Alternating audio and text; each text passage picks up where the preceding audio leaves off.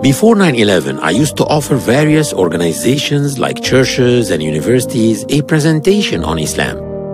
I got an invitation about once every 3 months. After 9/11, I was literally besieged with invitations. Islam was in the spotlight. Imagine going to Google to find out which religion is the most searched on the internet. Type the words Christianity, and then Judaism, then Hinduism, then Buddhism, and then Islam.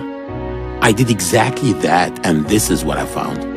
I found that surprisingly, the searches on the word Islam were exactly double the sum of the searches for all other 4 major religions.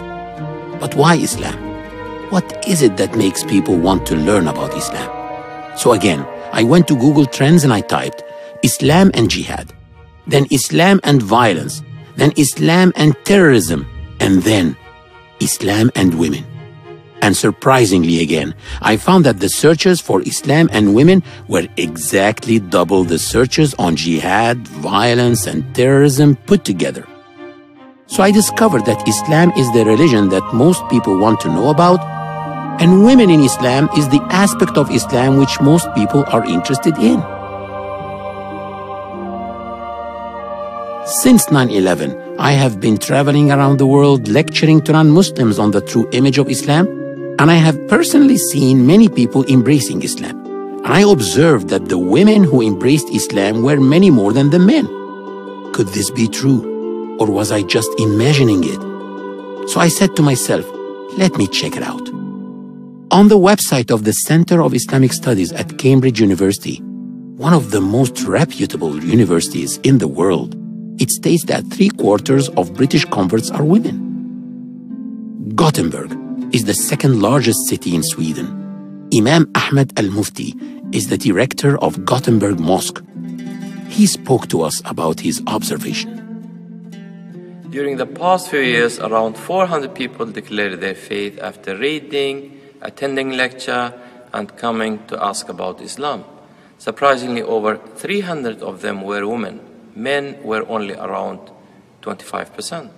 When I checked the annual report of Discover Islam, an international organization which is based in the Gulf, the numbers varied from one year to another, but the percentage of women converting to Islam was always around 70%. What about other parts of the world? The Far East, for example. I talked over the internet with Hanan, a Chinese convert and an active member of the Serving Islam team. Serving Islam is an organization that participates in the Hong Kong Annual Book Fair and distributes books and copies of the Quran.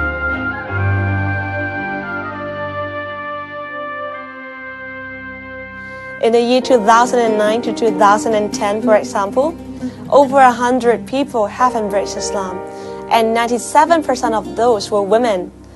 And ever since, we have been witnessing sisters coming into Islam every week, and women were always the winners. That's why our Sunday classes are filled to the brim with sisters, with only a handful of brothers. That now it's really coming down to a challenge for us, because the Islamic law that the jihadists want to impose upon the world would deny basic things that we take for granted: freedom of speech, freedom of conscience, the equality of dignity of all people before God, the equality of rights of men with women. Women especially are in a predicament in the Muslim world. I have decided to challenge and bring Allah to justice on serious charges like discrimination against women. Where is the Muslim feminists? Very few of them exist. Sharia law does not allow equality of rights for non-Muslims and for women. If the reputation of Islam is that it oppresses women and discriminates against them, then logically, it should attract more males than females. But it doesn't. It attracts more women than men. So what is the secret? What in the world attracts women to Islam?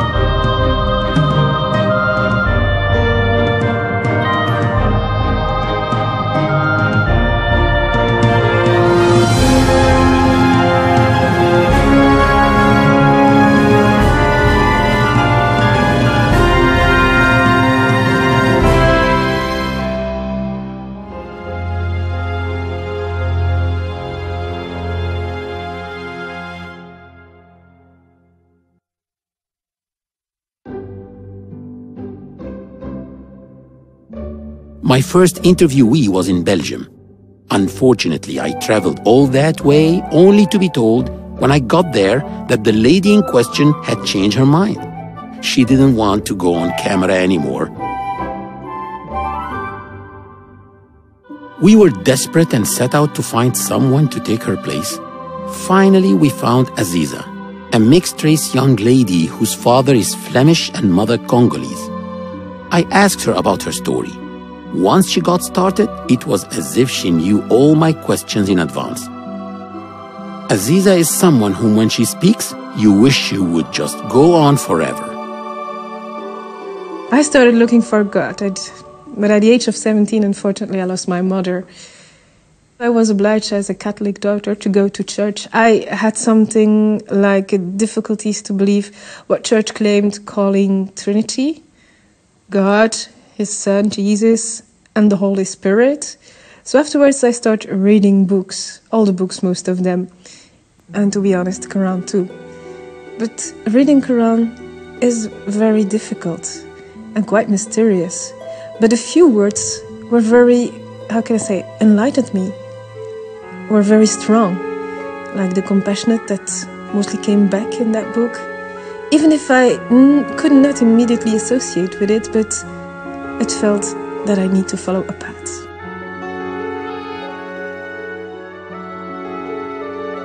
I left it at the age of 17 and I came to Brussels. And then I was interacting and meeting many communities, Jewish, Christians, and we were interacting and everything went well.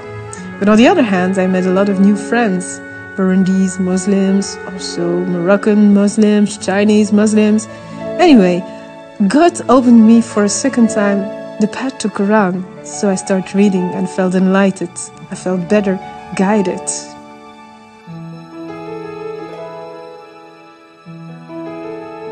Why did I lose my mother at the age of 17? Even if I not feel alone, and even if I am alone, I could feel His presence, even if defining His presence was not easy at all. So when I was in Brussels, I had the luck to be taken under the wing of a Moroccan mother, Fatima, and she really showed me the real values of Islam by taking care of me as I was her own daughter. She showed me by love, by acts, what Islamic values and ethic means. Really, I was lucky. So afterwards, I started studying Arabic at the mosque. And there my professor, a Tunisian professor, Mahmoud, explained me or opened me at least the way to find more information on Islam in a very, very broad sense. So he pushed me to go to the library, and instead of giving or teaching us the rules, grammatical rules, he opened the door and said, go to the library, try to find out what it means. So he opened me the real path to the Islamic education. But on the other hand, I was still living in my context in Belgium with a Catholic father who really imposed me still going to church. And I started wondering if this was the way I need to follow.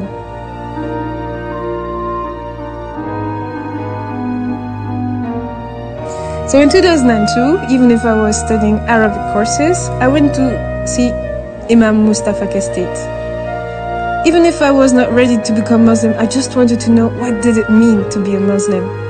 So he really gave an answer to my questions by asking me two questions. Do you believe in God? And of course I said, yes, I believe Him. I feel that He is around.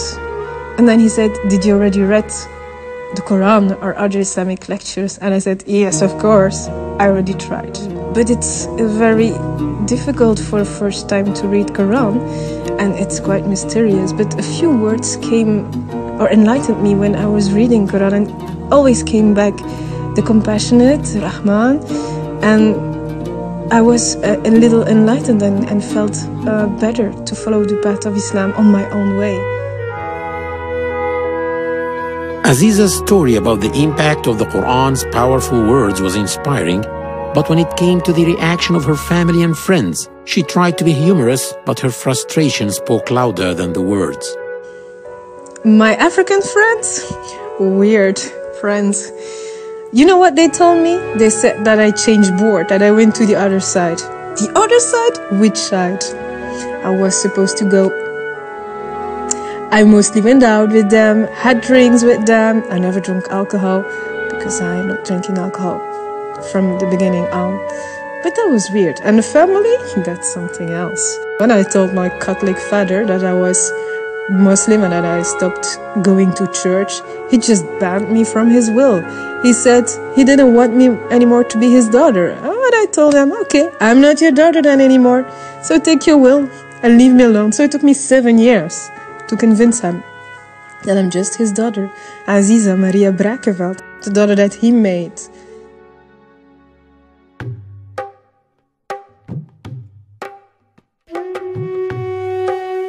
But there were others a good deal more aggressive even than Aziza's father.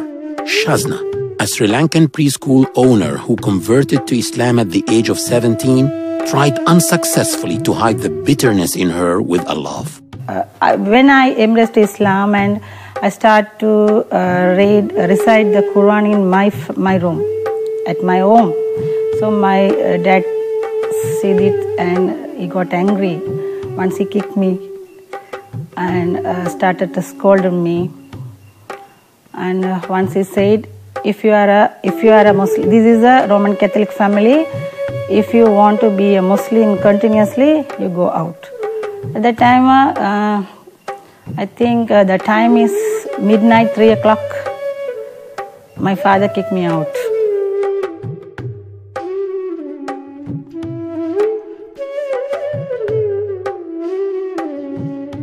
I miss my friends. I had a lot of friends in my school time, so I miss my friends. When I embraced Islam, they didn't talk with me. So I love to talk with them. But not all non-Muslim parents were hostile. Priscilla, an Indonesian convert who converted from Christianity to Islam after hearing the call to prayer in Indonesia and searching for its meanings on the internet. She told us about her family's reaction. I was glad because my father said, okay, whatever you choose, I'm glad for you. If you feel better with it, then you have to do that, but do it the right way. So I was so glad because I knew another sister, she had problems with her parents, but my parents were very supportive. Priscilla's case was too good to be true, so I asked Amber the same question. Amber is a school teacher from Connecticut in the United States who became Muslim after 9/11 while working in New York. My family accepted me after I converted to Islam. They saw that it made me happy. They saw that it was something that was improving me, not the opposite. They did have some reservations, of course, as anyone would, because they were afraid. They knew a lot of stereotypes from the media about Islam, and they thought this might be something that would happen to me, that I would, not socialize with people that I used to know, that I might dress differently, totally different than them, that things would be totally different. When they realized it wasn't, then they were able to accept me. After I wore hijab, it was again difficult for them because it set me apart. But then it was a process. It took time for them to again realize that it wasn't something that would set me apart. It was just something that was part of my religious and spiritual journey. One of the most interesting people I met was Elizabeth, a German girl who came to work in a hotel in Hurghada, an Egyptian resort on the Red Sea, 5 years ago. She worked in the beach and pool animation team. I visited her in her own after-school project where she told me her story. There was this one day that changed my life, actually. I went with a group of tourists into the bazaar area, And there was a man, it was Friday, and the man closed his shop just in front of us. And he said that he's going now to the Friday prayer.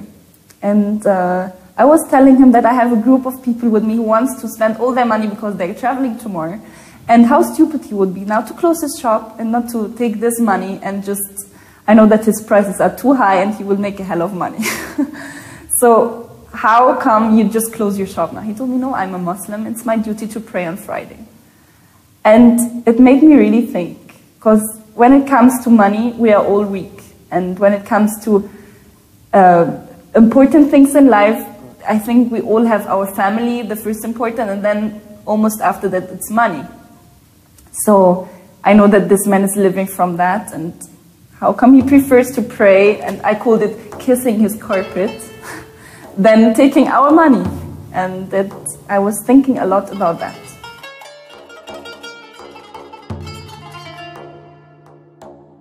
I was just completely lost. Everything I used to believe in was changing. I was really asking basic questions about me, my life, my family, what I want in my life, why I'm here. It was time to actually open the Quran and read the Quran. And I was washing for half an hour before I opened the first time the Quran. I don't know why. I read in the other book about the Prophet's life that you have to wash before you read the Quran. And I kept on washing, and I had a shower. And I washed again my hands. And I was really scared to touch this book because I felt I have to respect the other religion. I don't want to be disrespecting to them. And I just opened it and I started to read in Surah Al-Baqarah. I just finished it to the half and I converted to Islam.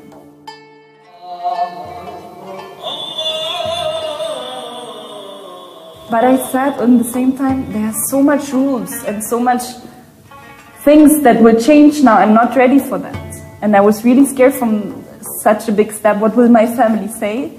How will I work in such place and being a Muslim? How do I change my hobbies? Like I loved my freedom life, and I used to depend on myself since I'm 16. I moved out when I was 16 and lived by myself, and there was nobody who had to tell me what to do. I know that I can manage by myself everything, and now all of a sudden I have to admit that there's somebody much higher who knows what's right for me. So to just admit that, it's a big step for my pride, and it made me very scared. And I always just thought about the hijab. What will happen if I wear hijab? Then out of the blue, Elizabeth told me that she had also been a model, advertising Brazilian swimsuits, and spoke about how advertisers treated her as an object. I was a model when I was 15. I wasn't very professional, but you saw me in some cover shoots or in some catwalk shows.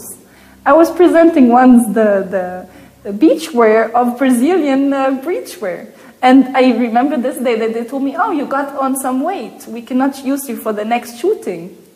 And I just felt ashamed. I felt, what's the right to speak about my body like that?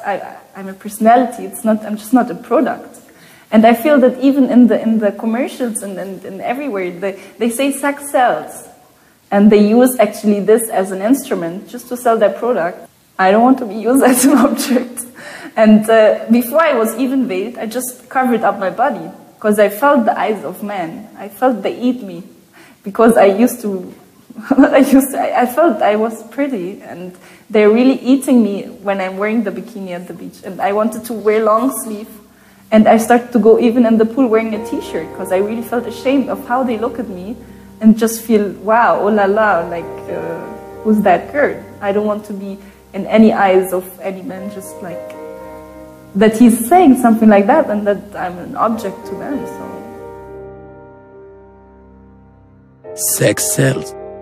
It was not only Elizabeth who felt the hungry eyes of men eating her body. Priscilla felt the same and tried to explain about her need for more respect from men.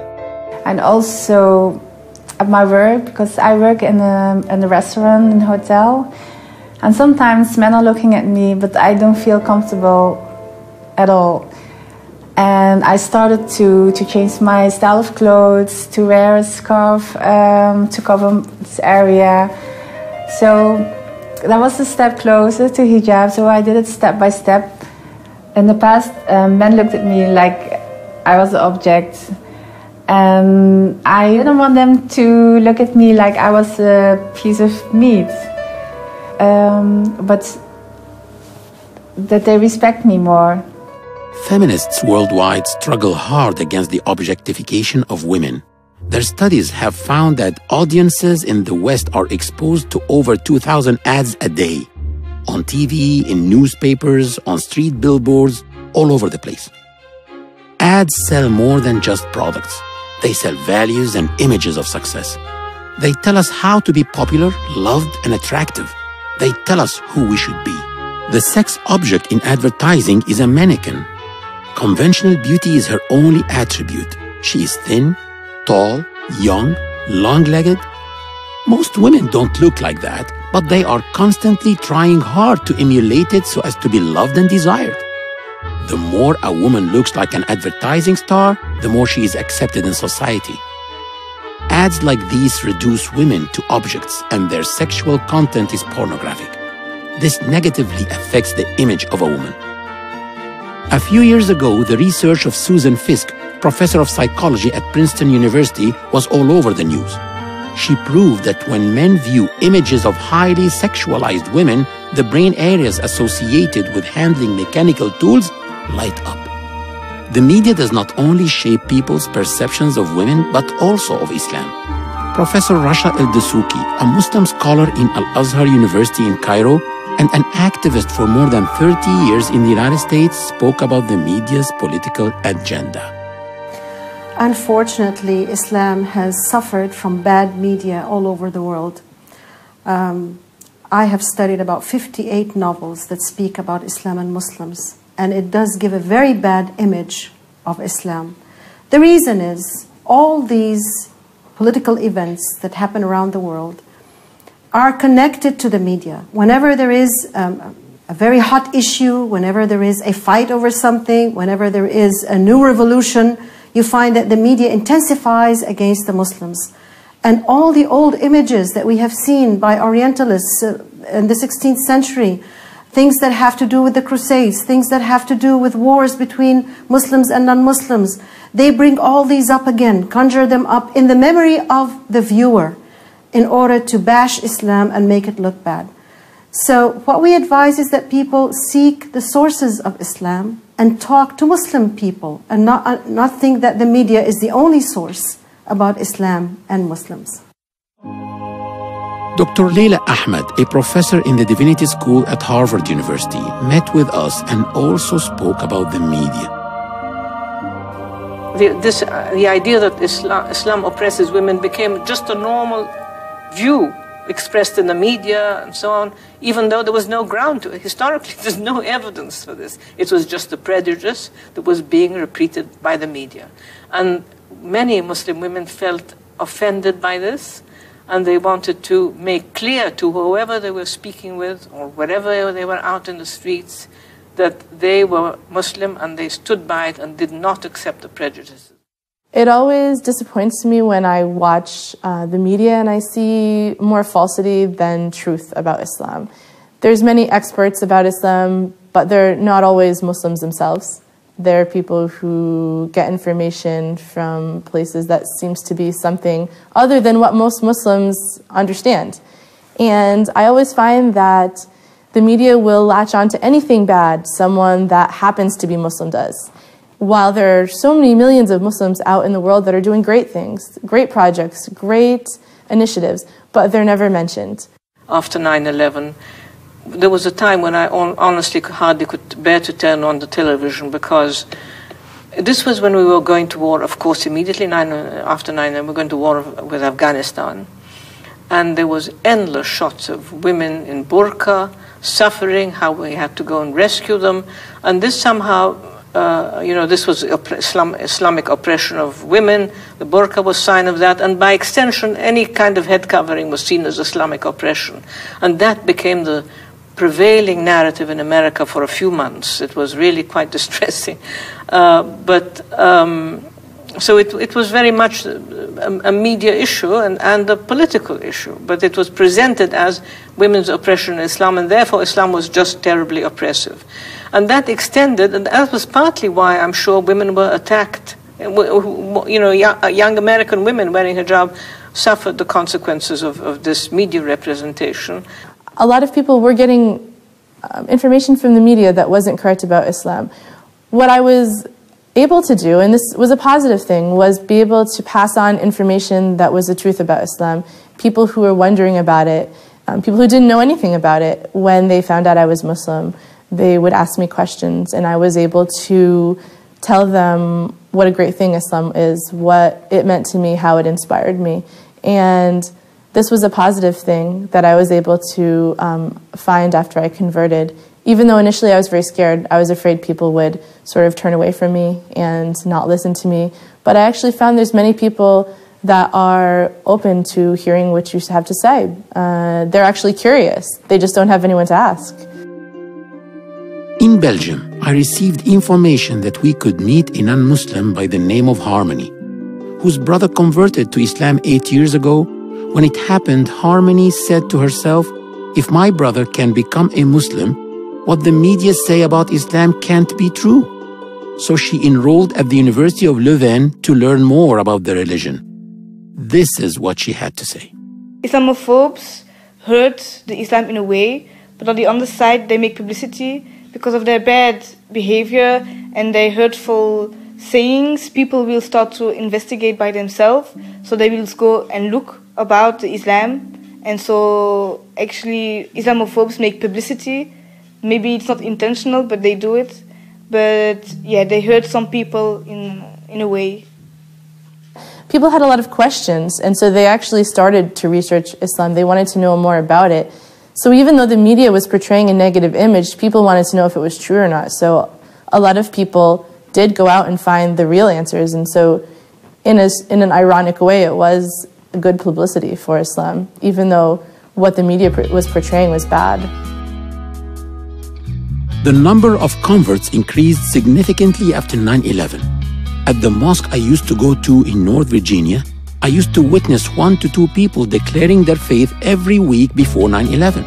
But the month after, I witnessed a case of conversion every day, and some days 2 or more. This wasn't because of 9/11, of course, but rather because of the demonization of Muslims in the media and the continuous defamation of Islam by Islamophobes, which made many people more curious to learn about it. A personal question. Yes. Do you think one day you may become Muslim or Christian or stay as an atheist? Just what do you think? In my opinion, I think that I would probably convert to Islam. But I know it's going to be very hard because people here in Europe don't have a good image of Islam. Certainly if a Belgian person converts itself. But I think that Islam is one of the most beautiful beliefs, and I really believe that what is written down, it is the truth. So yes, I think I may one day convert to Islam. Next door to Belgium, we met Pauline, a Dutch pediatrician who spoke to us what made her embrace Islam. When I was 21 years old, I was in the middle of my medical studies. I came to my attention that when I watched the news and it talked about Islam or Muslims, that all of the news, or predominantly all of the news, is negative. Especially when it comes to women, it's always very negative. Something about women not being able to go to school in Afghanistan, about women getting acid thrown in their faces in Pakistan, a lot of bad things. And also in the climate that what was going on at that time in Western Europe where I lived, it was very anti-Islamic to my feeling. And I just followed the media and just believed everything they said, and I had a very negative idea about Islam.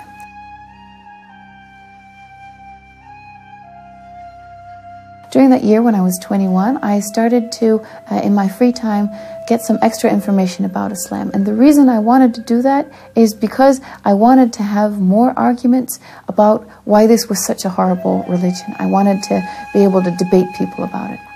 So in my free time, like I said, I started to read some stuff, to watch some videos about Islam. And in the beginning, I could still say, okay, I hate this religion, it's bad because of this and this and this. But as I read more and more, I started to really feel, I started to feel I liked it. There were things about it that appealed to me as a person, as a human being. I started to feel that, okay, I hate it, but yeah, this and this and this is kind of cool about it. And in the end, after months and months of reading some stuff, I found out that I couldn't say anymore that I hated it. The list of things that I liked was just too long, and I really felt it was really like coming home, because it was really like it really suited my way of how life should, my way of thinking of how life should be, and I couldn't help myself and converted. So that's how I became a Muslim.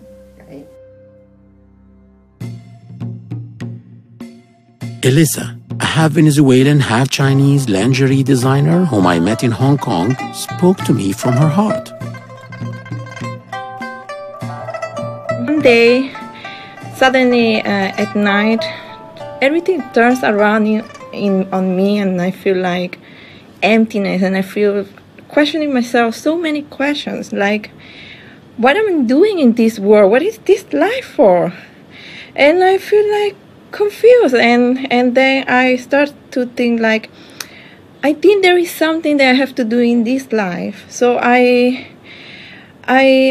start to wonder if I need to talk with someone, but I feel like in this world no one is going to help me. And then I think, no, I think there is a God. So I was like, how can I find God? Where is God? I want to talk with God.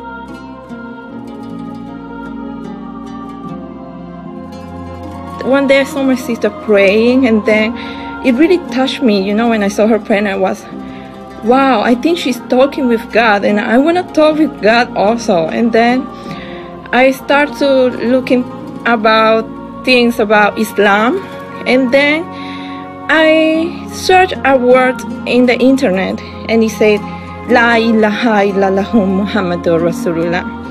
I didn't really know the meaning of this, but I feel so comfortable with this word, and I try to memorize it. And every night when I go to sleep, I was, because I feel like I was lost in this world, and I start crying. And every time that I go to sleep, I just say La ilaha illallah Muhammadur Rasulullah. I feel so comfortable. And then one day I told my sister, you know, I know a word in Arabic, I know a sentence, I know La ilaha illallah Muhammadur Rasulullah. And then she said, you know, you say this when you convert to a Muslim.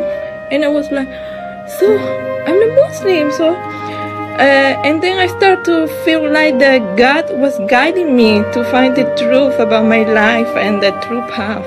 So it was like, I feel like Allah subhanahu wa ta'ala, He opens my heart. Yeah, out of in one night like that. La ilaha illallah Muhammadur Rasulullah is the declaration of faith in Islam. It means that there is no God worthy of worship except Allah, and Muhammad is His messenger. But before we left Hong Kong, we also met Wing Zi Chung, a certified accountant in an international company, who also told us her story. My work gave me an opportunity to work in London for 2 years. So I went abroad. So I settled my family, got my driving license, and I want to experience what is life. I want to really look for life. So at the beginning, me and a few girlfriends tried to enjoy the European life. We start to go dancing, clubbing, drinking, and stuff like that. Just the normal European life. But slowly I realized that actually it's not good for the woman. I see some very good and innocent friends. They start to have multiple relationships. Sometimes I want to take a cab with a girlfriend at night, but she just disappeared after seeing a guy in the pub. Then I realized they are not happy at the end. They are being abused, and they are just destroying themselves and they don't have any happiness at the end.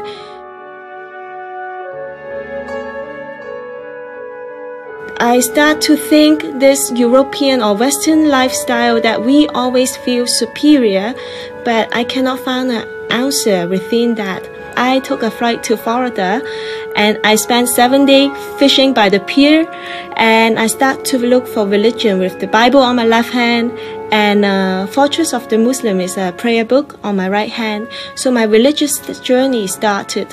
So after half year of reading, I kind of confirm Islam is the truth. It really fitting to my values. So then I embrace Islam. Back to Elissa. I asked her how she came to the decision to wear the hijab. When I started to work, I was really scared about it, you know, wearing the hijab, and when everybody's looking at you so normal and suddenly you are with a hair covering. But then I meet a teacher, and my teacher gave me a really good concept about God. If you believe in God, if you believe in Allah, He will make it easy for you. And I was, yes. I started to get this concept, but still I was not that brave enough. And then one night, I got the Quran and I say, oh Allah subhanahu wa ta'ala, I need to be better Muslim, and I will follow you no matter what you will tell me this night what I have to do. And I just opened the Quran, and there was the ayah that Allah subhanahu wa ta'ala was telling the Prophet Muhammad sallallahu alaihi wasallam to tell women to cover themselves. And I just started crying. I was, oh, mashallah, I cannot deny this message from Allah. And then the next day when I went to work, I talked with my supervisor, and then I said, you know, I'm not Muslim, and I was not devoted at all, but slowly I understand the true meaning of my life, and I really want to go to work with wearing my headscarf. And then she said, yes, it's okay, do it.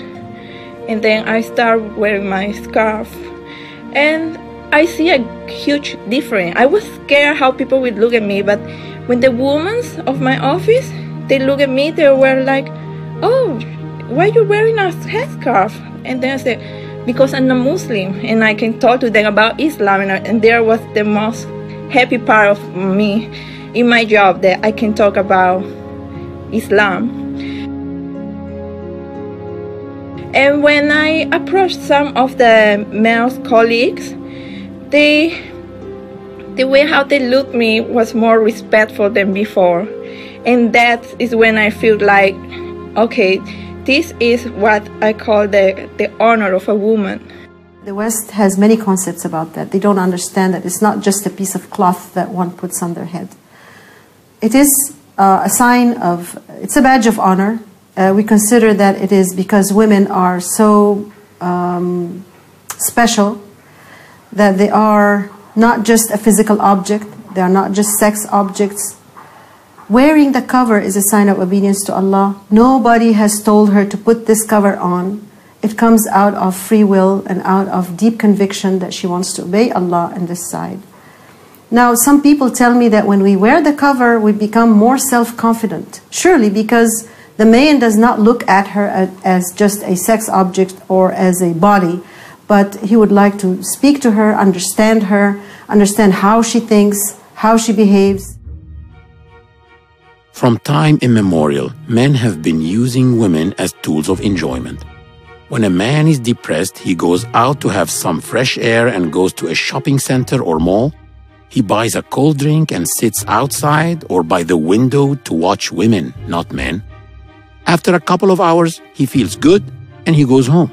When Islam tells women to wear the hijab, it is saying, enough is enough. Women, cover up. You're not for public use. Do not let them use you like that. It also gives me freedom that I can respect myself as a woman. I don't need to wear for you, man. I wear for myself. I wear for my husband. I don't need to please you because I need this job.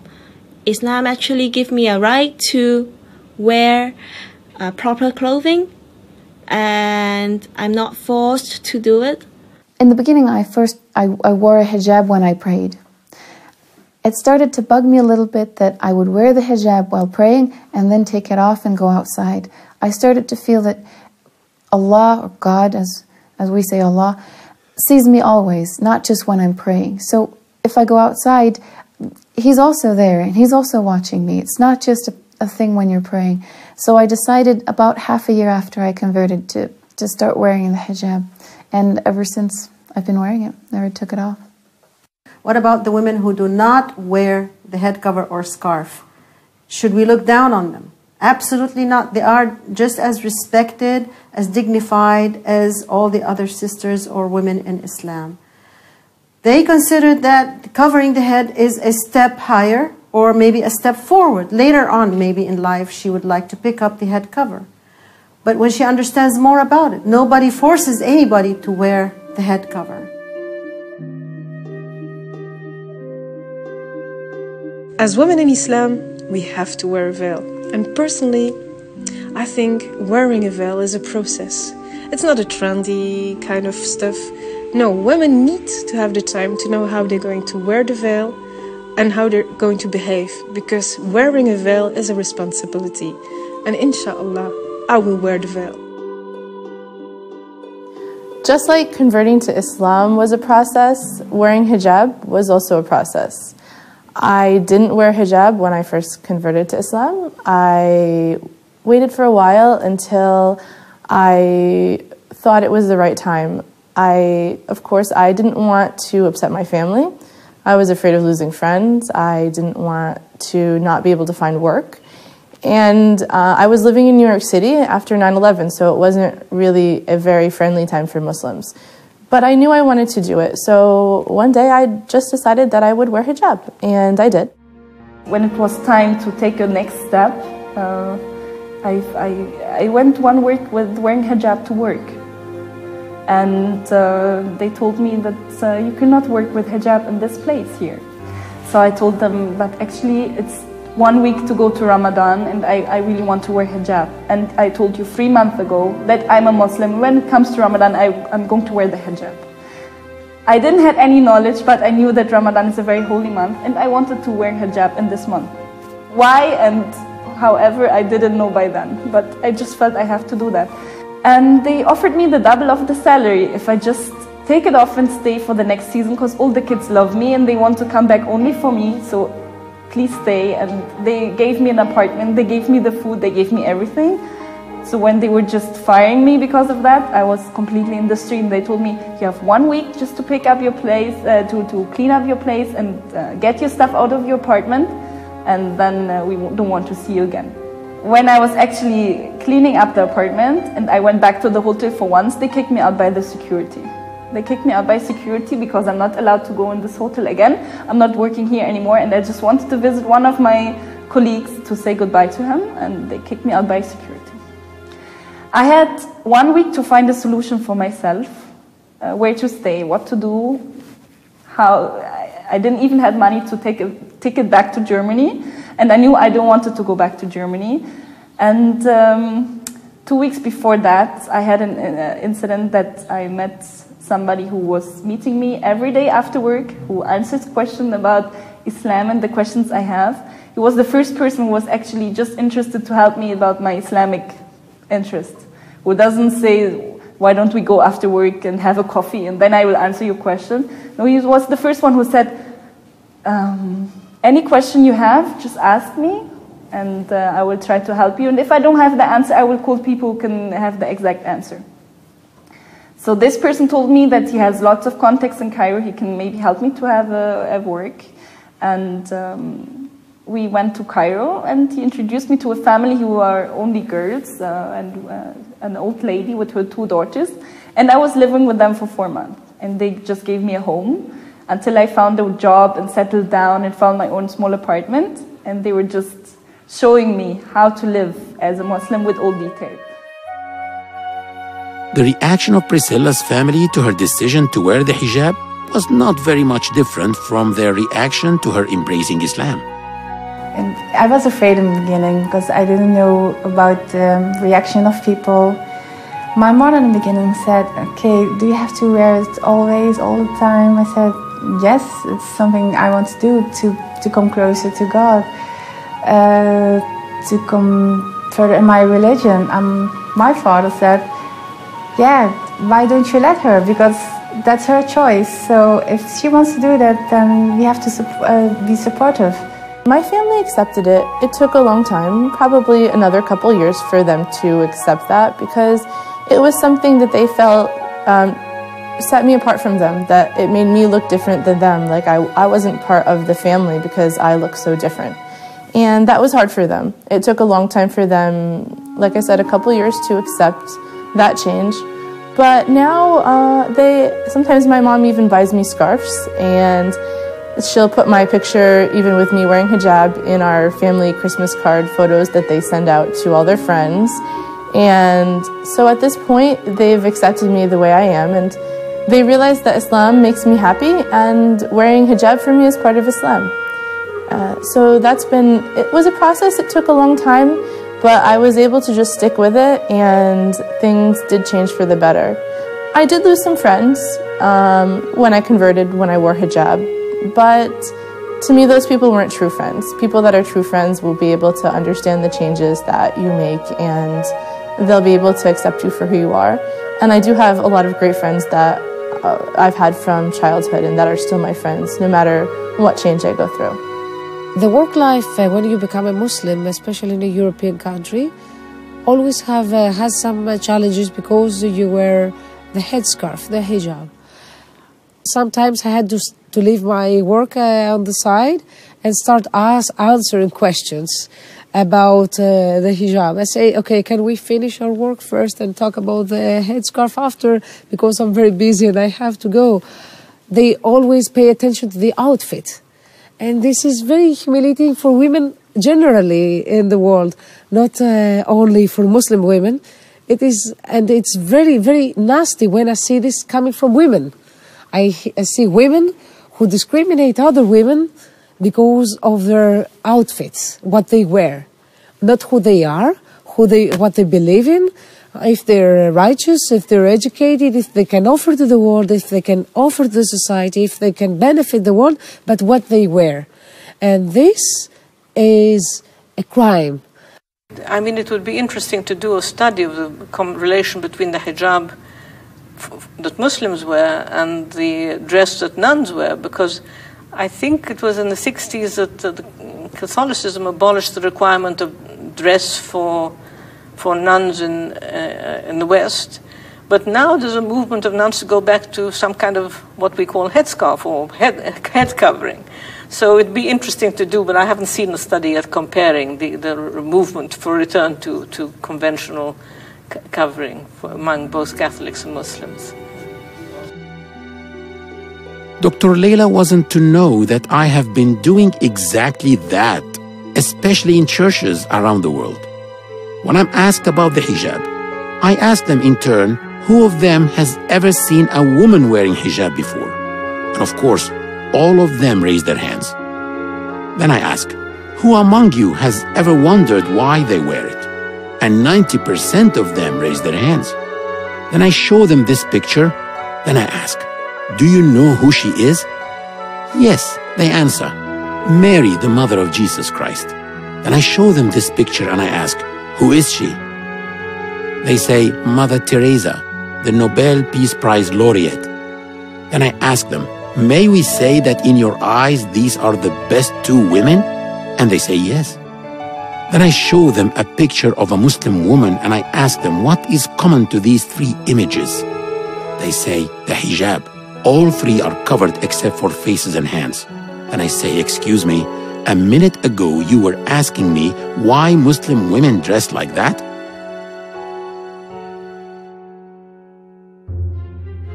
But some Muslim women do not only cover their hair. There are those who also cover their faces wearing what's known as niqab or sometimes burqa. I met one of them, Naima, a British convert of whom the British newspaper The Daily Telegraph wrote, that Muslim woman could be happier than you. She is also the chief editor of Sisters magazine, as well as a prize-winning author of many books, including the popular From My Sister's Lips. She told me that when she was still searching, she went to an evangelical Christian church, attended the ceremony, and then wanted to know more. I went back to the back where they were taking people who had said that they accept Jesus Christ as their Savior, and I said, I want to know how I can know this is the truth. What's the proof? And she said to me, you just have to believe. You just have to believe. And I said, well, I can't do that. I need something more than just blind faith. So I left that, went to university, and my first encounter with Islam that I became aware of was when I came to Egypt. And interestingly enough, it was actually seeing women wearing hijab that made me very, very, very upset. I disapproved of it 100%. Consider myself a feminist, cosmopolitan feminist, and the sight of these women covering themselves, I felt sorry for them. I thought, why do the men make them wear this? What's this all about? And then one day, we went to a festival, and there was a lady there. She was wearing a hijab, and she was very, very beautiful, mashallah. She had one of those faces which radiated light. She was a very lovely lady. And I thought, no, I'm going to ask her. I'm not going to assume. I'm going to ask her why she wears that thing on her head. So I said to her, you are so beautiful. Why? Why do you cover yourself? And she smiled at me and she said, because I want to be judged for what I say and what I do, not what I look like. And for me, I'd never, ever heard that idea, ever in my life. And it made me really start thinking about my lifestyle, my ideas, my values. And I thought to myself, when I saw these women, I saw them as weak. But now when she says that to me, when she says that she doesn't need male attention, she doesn't need male approval, I think maybe I'm the one who's weak and she's the one who's strong. And I wonder whether I could be as strong as that. So when I went back to England, I got a copy of the Quran and I started reading it. And I said to myself, I'm going to read the Bible and I'm going to read the Quran because maybe now is the time in my life that I need to make a choice for my spiritual side, which I had been ignoring all this time. I never got around to the Bible in the end. I just read the Quran and it made sense to me. The lifestyle choices made sense to me. It seemed like a very sane and healthy and safe type of life.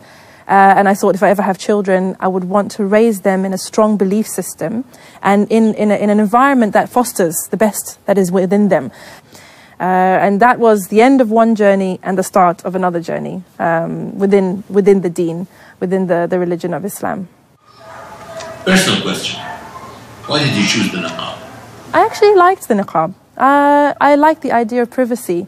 I liked the idea of it not being, my face not being on show for just anybody to see. I remember specifically one incident that made me decide to start covering my face is when I was going home. It was quite late and I was going home from work on the train, and I was standing up because there were no seats available, and some men who were sitting on the chairs were staring at me. And I remember feeling very upset and angry, thinking, why do they think they have the right to just look at me, and in my face? And I said, I don't like this. I want to be able to choose who sees me and sees that part of me and who doesn't. So I started covering with the niqab then, just on and off, not all the time. But the time that I actually took on the niqab as an act of worship, which is how I see it now, not just something that's convenient or something that, helps me achieve certain ends, was when I went to the doctors and I did some tests, and there was a fear that I may be ill. And at that time, I was just newly married. It was a very wonderful time, mashallah. And I went to the doctors and everything, I was given the all clear. And I remember walking down the road, it was in East London, and saying to Allah, to God, thank you for everything that you have made my life into right here, right now. How can I praise you more? How can I worship you more? How can I thank you more? The niqab, I don't see it as obligatory, but it's considered by many scholars as something that is recommended. It's rewardable. It's something that you do to gain the pleasure of God. And I thought, this is something that is not hard for me. Why don't I do it? This would be something that I'm doing extra to show my gratitude to God. And that's when I actually started to wear the niqab sort of full-time. According to most scholars of Islam, covering the face is not an obligation. At the time of the Prophet Muhammad, there were women who covered their faces as well as those who did not. There is no record of the Prophet telling any one of them to cover or to uncover her face. That was something totally left up to every woman to decide. How do we look at these women? Do we consider them strict? Do we consider them different? Absolutely not, because there's a variety of opinion. The minimum that one should cover, or should leave uncovered rather, is the face and the hands. But if one wants to put more cover, like wear several pieces of clothes or extra coats or whatever, or wear a face cover, this is also allowed. Some women are more bashful than others. They are more beautiful than others. They choose to cover their faces because their beauty should just be for themselves and for their husbands. And absolutely, they do have that option. So we should respect all women, whether they are just covered or that they have the face covered. In some European countries, niqab is now banned. Police arrest women who cover their faces and fine them. Right-wing politicians defend this law by saying that covering the face is against European values. Is it really against European values? I asked myself. The funeral of Emperor Franz Joseph. From 1848 until his death in 1916, the Emperor of Austria, Apostolic King of Hungary, King of Bohemia, King of Croatia, King of Galicia and Lodomeria, and Grand Duke of Krakow, and up to 1866, President of the German Confederation. These women we see in the funeral train of Emperor Franz Joseph are not from Saudi Arabia. They are the princesses of Europe. Women of the royal families and aristocracies of Europe used to cover their faces in funerals and at weddings.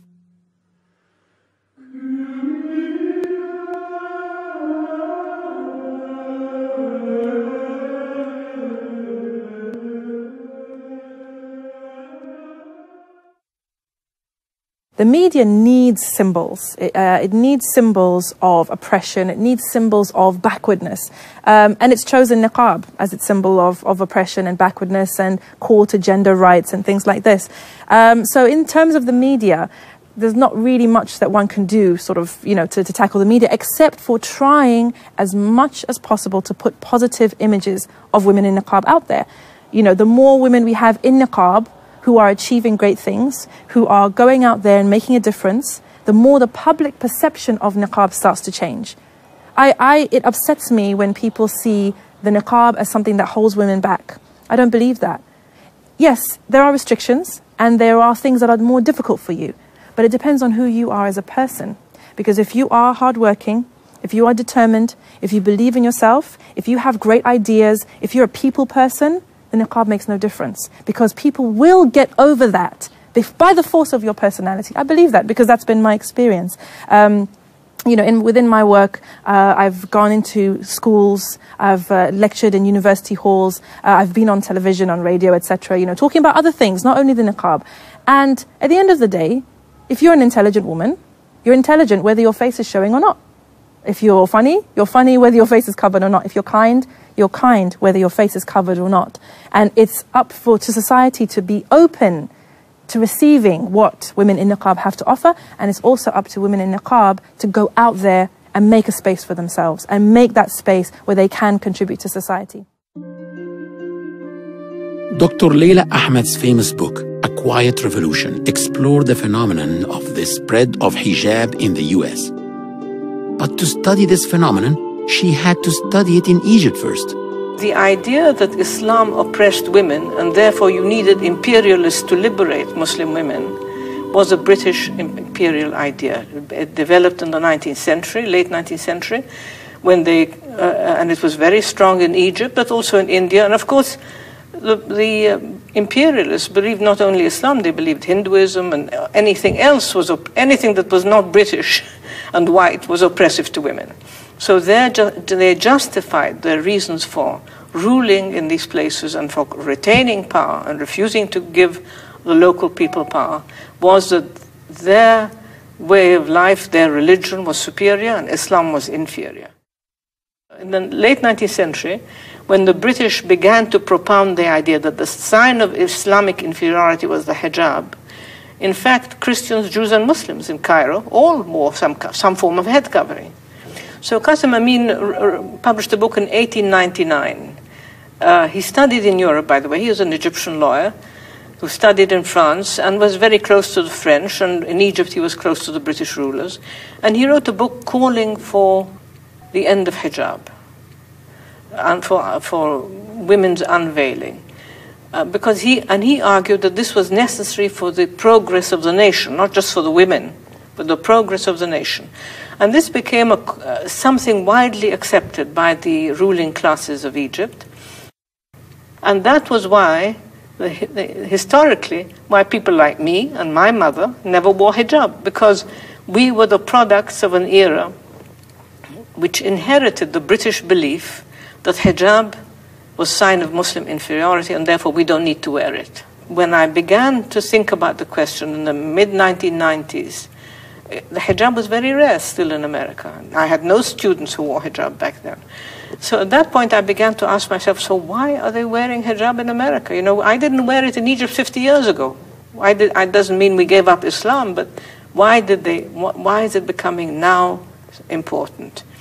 And in order to answer that question of why women in Cambridge, Massachusetts, in the United States were wearing hijab, I found myself I had to go back and study Egypt, because Egypt was the source of the spread of the wearing of the hijab in the second half of the 20th century.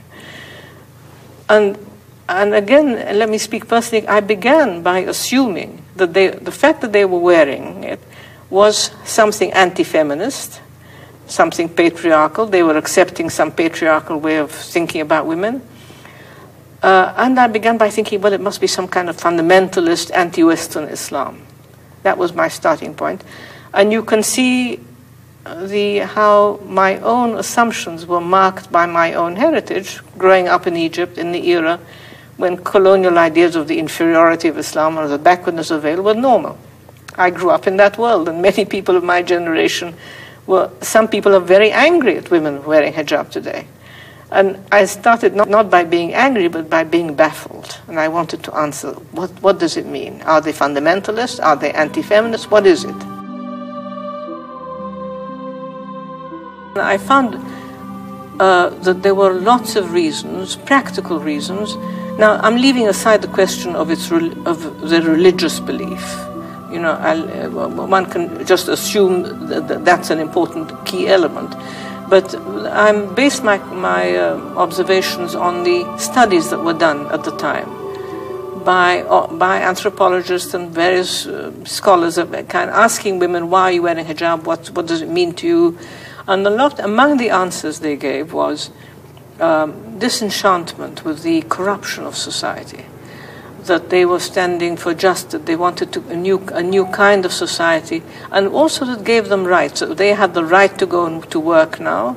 In the old days, it was awkward for women to work in an office full of men.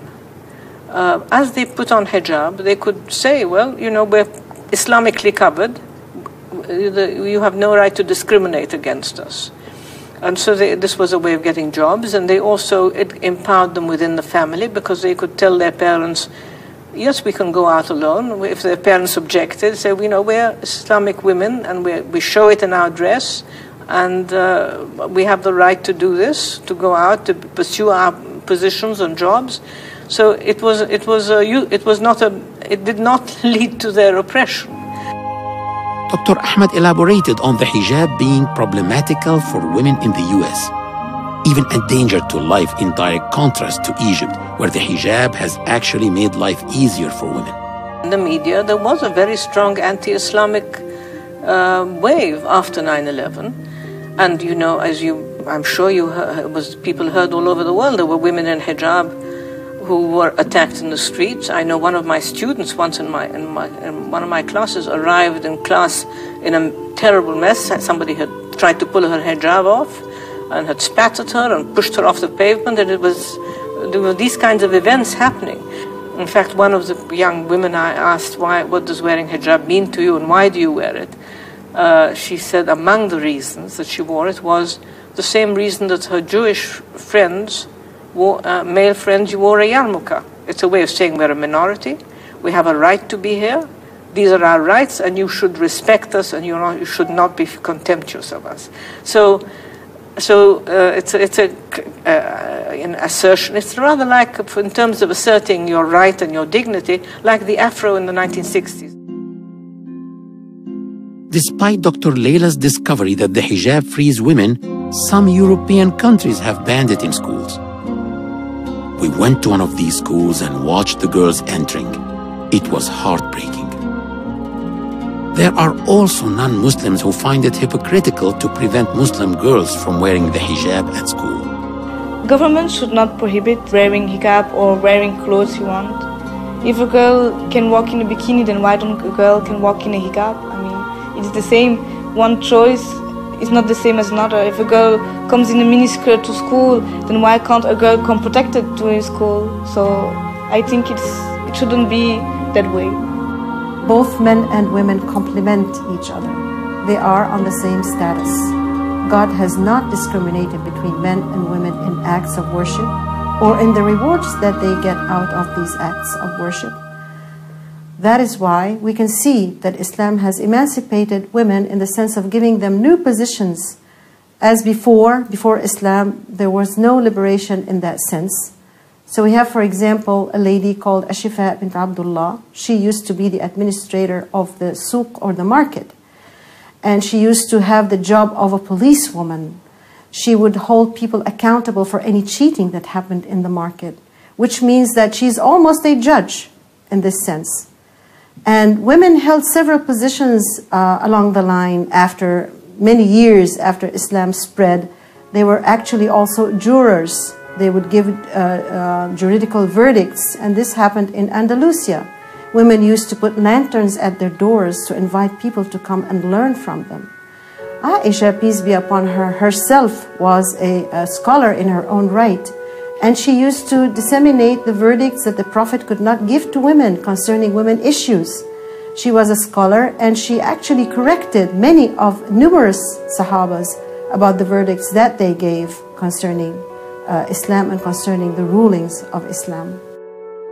Well, one of the extraordinary things that I found, having begun by assuming that women who wore hijab were more accepted patriarchy and were not feminist, it was very surprising for me to discover that actually some of the most feminist Muslims of the younger generation in America were women who wore hijab. They were fighting for equal rights, they were fighting against domestic violence, they were very active in all the spheres for women's rights.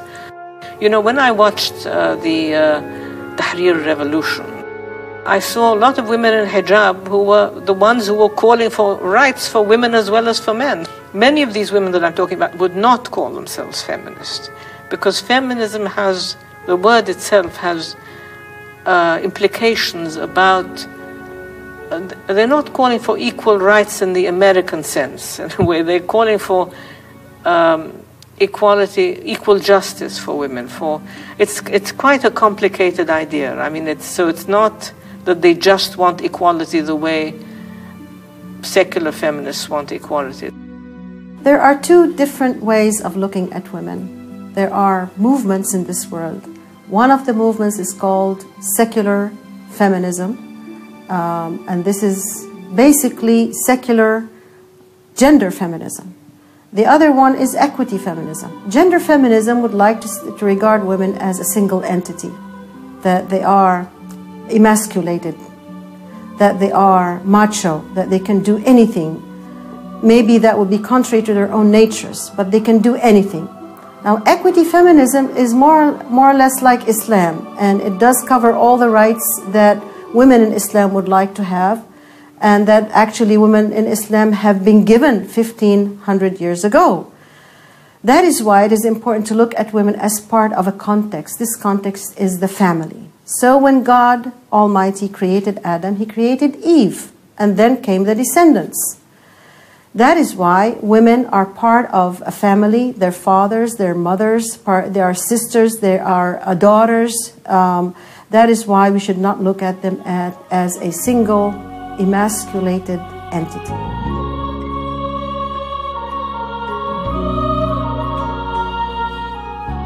Islam does give women rights. Over 1400 years ago, the Prophet Muhammad, peace be upon him, received the Holy Quran as a revelation that not only acknowledged women's rights, but protected those rights. Women did have a role in politics during the time of the Prophet Muhammad.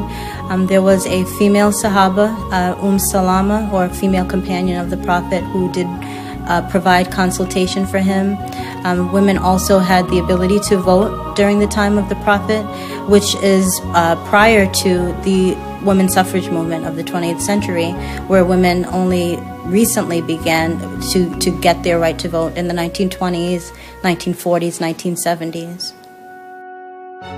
The women's suffrage movement got the vote for women in the United States of America in the 1920s after a long struggle. They only got it in France in 1945 and in Switzerland in 1970. That was over 14 centuries after women got it at the time of the Prophet Muhammad, who called upon all men and women and told them that there was an army of 4,000 men marching towards the city of Medina, and asked them to vote, both men and women, whether to go out and face them or to wait in Medina and fight them in the streets of the city. He accepted the decision of the majority even though his opinion was different. Women were degraded by most ancient cultures. The Romans, the Greeks, Persians, Arabs. Arabs actually considered having a female baby a bad omen, and some of them used to bury female babies alive. Then suddenly someone came along to tell women, you are equal with men before God. You are equal with men before the law. That was an incredible paradigm shift. Islam tells women they are equal with men but different. They can do some things better than men, and men can do some things better than them. You complement each other. Me being a Muslim makes me a feminist because I believe in women's rights. And any Muslim man should be, in that definition, he should be a feminist too. There shouldn't be any fear or favor when it comes to granting the rights that Allah has given us. As a Muslim woman, it is particularly important to me that every sector of society has the rights that God has given them. These are literally God-given rights. And there are countries and there are societies where that's not happening. And in those societies, we should be calling for those rights to be given. It doesn't make us feminists necessarily, but it means that we are Muslims who are aware of our rights as Muslims. And when people look at Islam, they often cast Islam, again, you've got that symbol of Islam as the ultimate oppressive religion to women. And people always ask this question, then in that case, why are so many women becoming Muslim? Why are so many women willing to subject themselves to this oppressive religion and subject themselves to this oppressive scarf and all this kind of thing? And very much for those people, it is about changing your lens, because you see oppression where others see freedom. You see liberation where others see shame. And for anybody who is looking at Islam and wants to know, what is the Islamic take on this? Why is this happening in Muslim communities? Our answer is always go back to the Quran. Go back to the Quran and go back to the example of the Prophet Muhammad, peace be upon him. For me, I came from a feminist background. I was raised pretty much in a feminist household. And it was the personage of the Prophet Muhammad, peace be upon him, his manner, the way he was with wives, children, companions, anybody else around him. It was his personage more than anything else that made me see the beauty of Islam. Because the way he treated those people around him, let's look at it this way. The Prophet Muhammad, peace be upon him, had no sons, no heirs. His wives, he had children from his first wife, no children after that. This is in a society where girl children were scorned, were buried alive, had no worth whatsoever. And this is not just in Arabian society, and it's not just 1500 years ago. You have societies today where this is still happening, where girls are considered less than boys, where it's a shame to have a girl, where if you have a boy, you're a queen. If you have a girl, nobody speaks to you. This is a reality that's happening in our world today. So at this particular time, God chose to send a messenger who would have no son and heir, who would only have a few children compared to the number of wives that he had. You've got a prophet who used to help his wives in the house. You've got a prophet who used to serve himself, who used to mend his own shoes, who used to say, when he was asked, who do you love from amongst the people? He would say his wife's name before anybody else's name. He was a feminist. If anybody was a feminist, the Prophet Muhammad, peace be upon him, according to my definition, he was the ultimate feminist. In the last sermon Prophet Muhammad gave before he died, he mentioned that men should treat women kindly and that they should treat them well because women are their partners and their helpers. And that was his last sermon before he died. That was the last message he was ever going to give anyone. And that was part of his message, that you must treat women kindly. And so obviously that's a very big part of religion. If that's in his last sermon, that's the last message he'll ever give the Muslims who are alive then. The Prophet Muhammad, peace be upon him, set a standard of helping his wives in the kitchen. Modern Muslim husbands also help their wives in day-to-day lives. Islam has made my marriage and my life with my spouse more peaceful. We can truly love each other because we have standards of what love is. Prior to accepting Islam, I was caught up in the ideals of, what does it mean to have a marriage and what is romance, and, I want to have a romantic relationship, and Islam has made our relationship truer and more solid, more secure. In nearly all the interviews with the 12 converts, there was something they all highlighted as being an attraction to Islam: freedom. Before I became a Muslim, I had a lot of misconceptions about Islam, especially concerning women. I really thought that this was a religion in which women are forced to dress a certain way. They're not allowed to go outside. They're not allowed to learn. They're not allowed to work. They're not allowed to be a human being. This is really what I thought.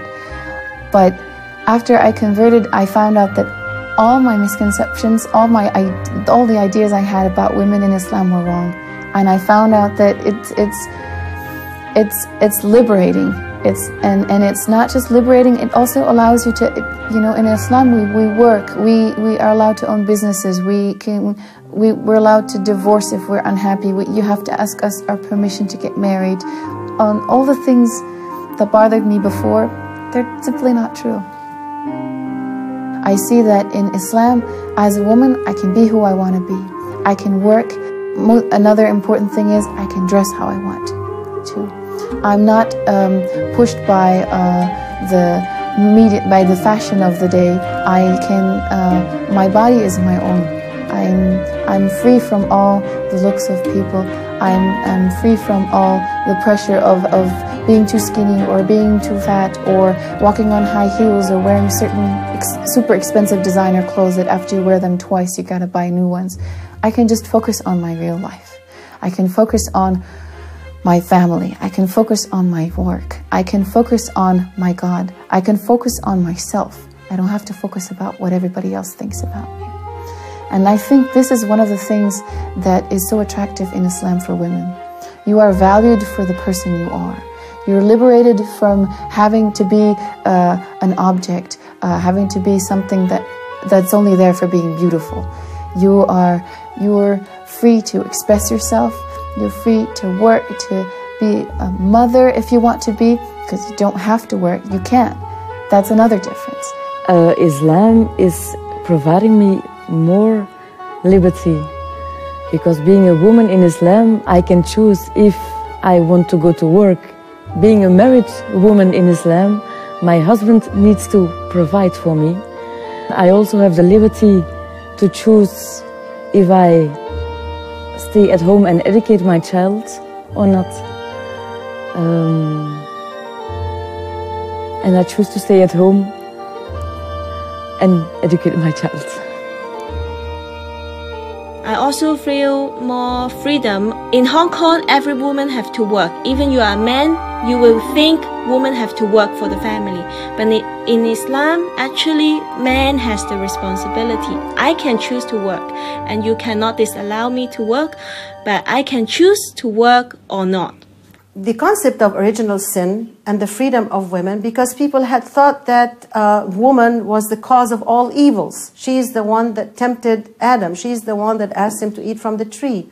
Consequently, all women were evil and they were seducers. But of course, when the concept of original sin was clarified in the Quran, that God had forgiven Adam and Eve, and that Eve did not commit this sin, and that Adam himself had committed it by himself, and both of them were forgiven, so also women were free from this kind of concept that would restrict their freedom.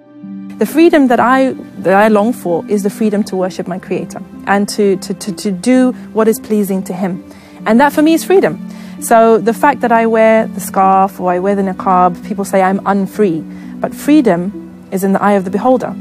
Because when I look at some people, for example, who maybe are involved in unhealthy lifestyles, they consider themselves free. I consider them unfree. So it's very much a matter of perception. And certainly for the Muslim, the freedom that we all are striving for is the freedom to worship God as He deserves to be worshipped and to fulfill our ultimate potential as worshippers of God and as the creation, as His creation. So it's something that elevates you. It takes you above the concerns of this world, above the attitudes and ideas and values of this world, and elevates you to now you're living according to the laws of your Creator. And you are fulfilling the commands of your Creator. Not a man, not an imam, not a community, not a culture, but the Lord of everything. In Islam, freedom equals life. According to the Quran, if a person kills another by accident, he can seek atonement by freeing a slave as the first option. This means that if you take the life of someone by mistake, give freedom to someone deprived of it, since you cannot give life to someone who's dead. God described the Prophet Muhammad in the Quran as a liberator. The Quran says, He releases them from their heavy burdens and the chains that were upon them. During college, I would research it a lot in my free time. I would get Quran verses sent to me in my email from a certain website, and I eventually developed the sort of philosophy of it without actually converting. I held all the beliefs, although I never converted to Islam. I didn't know any Muslims personally in New York, and I didn't know where to find them, but I knew myself to be a Muslim. Amber said something I have heard many converts say. She said that she did not convert to Islam.